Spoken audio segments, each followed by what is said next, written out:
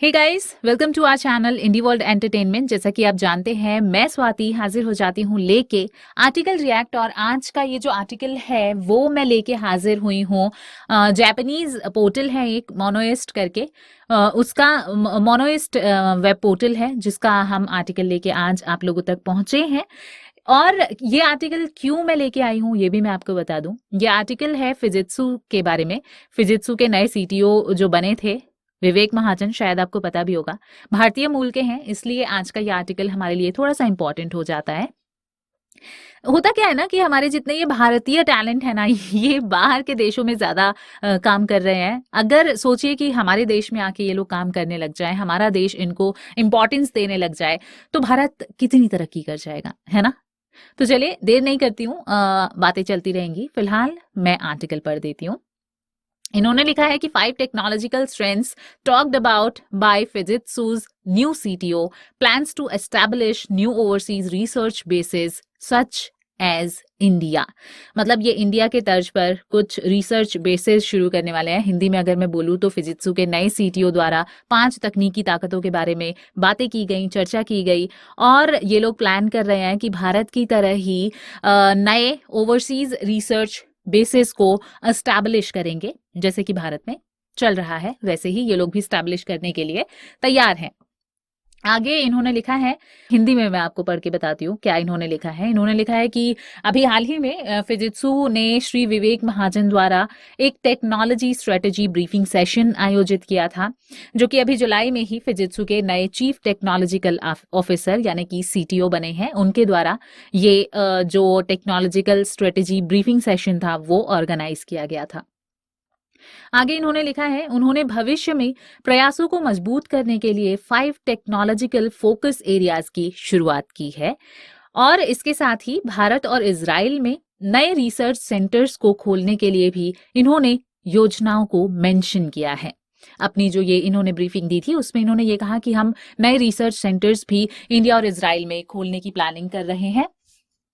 साथ ही साथ मैं आपको बताऊं, हालांकि आगे ये क्या लिखते हैं, इन्होंने लिखा है कि हालांकि मिस्टर महाजन भारत से हैं, लेकिन उन्हें ऑरेकल जापान और आईबीएम जापान जैसी जापानीज आईटी कंपनियों में एक्टिव होने के लिए जाना जाता है। यानी कि इन्होंने इनको बोला है कि महाजन जो है वो भारतीय हैं, लेकिन अगर हम इनकी बात करें तो ये ऑरेकल जापान में काम कर चुके हैं और आईबीएम जापान जैसी आईटी कंपनीज में काम कर चुके हैं, और उसके लिए ये जाने जाते हैं। इन्होंने आगे लिखा है उन्होंने कहा, यानी अपने महाजन साहब ने कहा, मुझे सीटीओ बने केवल 3 महीने हुए हैं, लेकिन मुझे लगता है कि हमारे पास एक कंपनी के रूप में बहुत सारी टेक्नोलॉजी और एक लंबा इतिहास रहा है।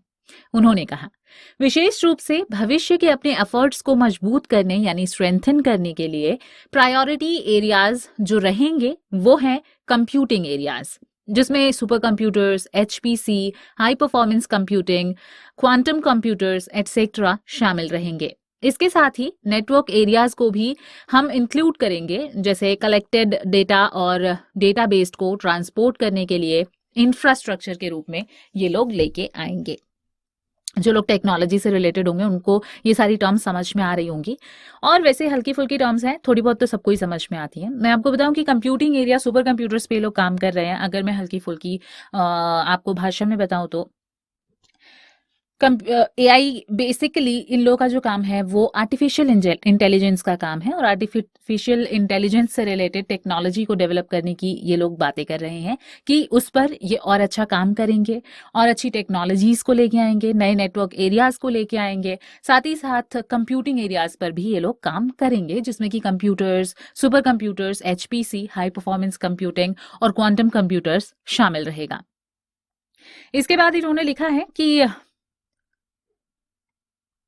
ये जो जिसकी बात की इन्होंने आर्टिफिशियल इंटेलिजेंस, जो 5 क्षेत्र रहेंगे आर्टिफिशियल इंटेलिजेंस से रिलेटेड, वो रहेंगे बिजनेस डिसीजंस को सपोर्ट करने वाले।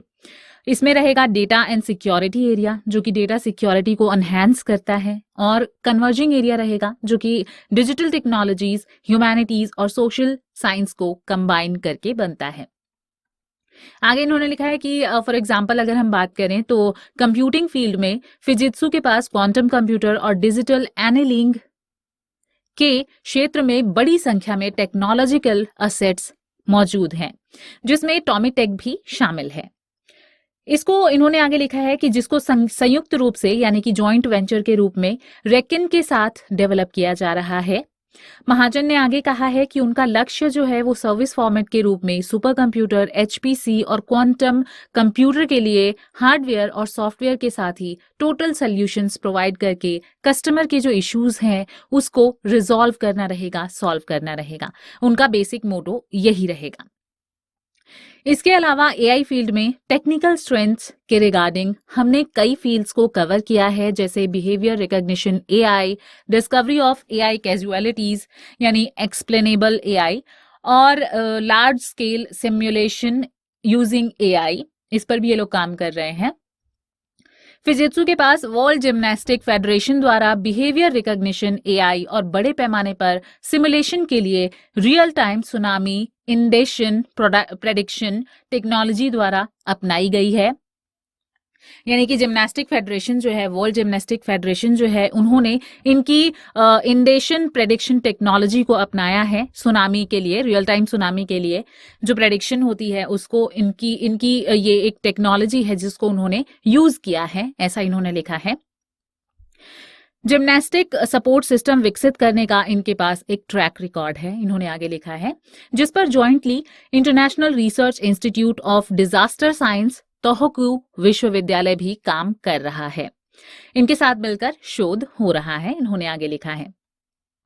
इसके बाद महाजन ने यह भी कहा कि वो सॉफ्टवेयर अनुसंधान एवं विकास प्रयासों में तेजी लाने के लिए भारत और इजराइल में नए अनुसंधान और विकास केंद्र यानी कि R&D centres, research and development centres स्थापित करेंगे, बनाएंगे। हम भारत और इजराइल में लोकल यूनिवर्सिटीज के सहयोग से, उनकी हेल्प से अनुसंधान और विकास यानी रिसर्च एंड डेवलपमेंट को बढ़ावा देने, प्रमोट करने की योजना बना रहे हैं, ऐसा इन्होंने आगे लिखा है। इन्होंने आगे लिखा है कि हमारा जो उद्देश्य है वो एक्सीलेंट ह्यूमन रिसोर्सेज को सिक्योर करना है और AI, क्वांटम कंप्यूटर टेक्नोलॉजी और सिक्योरिटी टेक्नोलॉजी जैसी फील्ड में रिसर्च और डेवलपमेंट की ग्लोबल सिस्टम को मजबूत करना है, ऐसा इन्होंने लिखा है।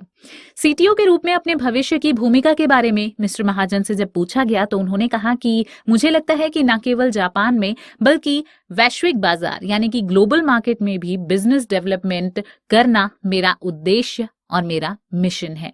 यानी कि वो ऑल ओवर द वर्ल्ड में अपना बिजनेस डेवलप करने की जो है वो उद्देश्य लेके चल रहे हैं कि पूरे देश में हम इसको डेवलप करेंगे, AI को डेवलप करेंगे, सिक्योरिटी टेक्नोलॉजी को डेवलप करेंगे और क्वांटम कंप्यूटर टेक्नोलॉजी को वो डेवलप करने की ख्वाहिश लेके चल रहे हैं।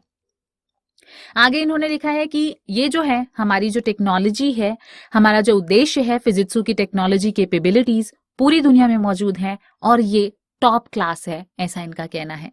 अगर हम अपनी डिजिटल रणनीति स्ट्रेटेजी के साथ, डिजिटल रणनीति यानी स्ट्रेटेजी के साथ इसे अपने ग्राहकों को प्रोवाइड कर सकते हैं तो हम टॉप लाइन और बॉटम लाइन दोनों में ही अपना योगदान दे पाएंगे, कंट्रीब्यूट कर पाएंगे। हम एक ऐसी प्रणाली यानी सिस्टम तैयार करेंगे जो कंपनी के अंदर और बाहर दोनों ही जगह डिजिटल वर्ल्ड का समर्थन करती हैं, सपोर्ट करती हैं, ऐसा इनका कहना है। मतलब कुल मिला के अगर मैं देखूं तो भारत और इजराइल से ये अपना संबंध और ज्यादा मजबूत करना चाहते हैं। भारत और इजराइल में अपनी टेक्नोलॉजीज को, अपने जितने ये रिसर्च टेक्नोलॉजी है, यूनिवर्सिटीज, लोकल लेवल पे यूनिवर्सिटीज से कॉन्टैक्ट करके इसको स्टडीज में आगे ले जाना चाहते हैं, उसको आगे सपोर्ट करवाना चाहते हैं। सबको पता है कि भारत में टैलेंट की कमी नहीं है, इसलिए ये चाहते हैं कि भारत से, और शायद ये भारतीय मूल के हैं तो इसलिए इनको भारत से और थोड़ा सा लगाव होगा, तो ये चाहते हैं कि भारतीय मूल के जितने लोग हैं वो आगे बढ़ चढ़ के हिस्सा लें। और ये एक अच्छी बात भी है। मुझे जहां तक इस आर्टिकल को पढ़ के इनकी व्यूज समझ में आई हैं वो यही रही हैं। आपको क्या लगता है हमें कमेंट सेक्शन में जरूर बताइएगा। साथ ही साथ वीडियोस को सपोर्ट करते रहिए, आर्टिकल्स को सपोर्ट करते रहिए। Thank you so much. Channel को सपोर्ट करते रहिए। Bye bye.